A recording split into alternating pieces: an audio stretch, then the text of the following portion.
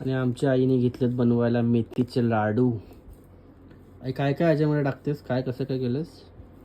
मेथी, रवा, आलीम, बदाम, हे आपलं काय खारीक, खोबरं, डिंक, अजून हळीम, खोबरं. त्याचं काय करायचं सगळ्याचं? सगळ्याचं पहिली मेथी भाजून घ्यायची, ती मिक्सरला लावायची, मिक्सरवरून बारीक करून घ्यायची.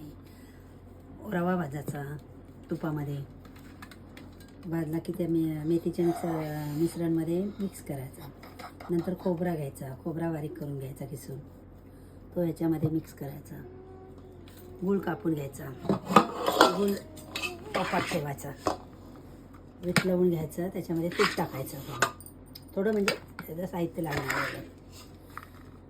ते मिश्रण गुळाचा पाक झाला की त्याच्यामध्ये हे मिश्रण सर्व टाकायचं आणि थोडा वेळ वाफेवर ठेवायचं आणि बनवायला घ्यायचे. झाले मेथीचे लाडू. खूप काय आहे, मेहनत भरपूर असतो त्याला, पण माझ्या मतेने फटाफट करतो मी, म्हणून काय एवढं वाटत नाही. असं काजू बदाम वगैरे घ्यायचे आपल्याला लागणारे, अजून पण फ्रूट घेऊ शकतो आपण, पण मी थोडे घेतलेत.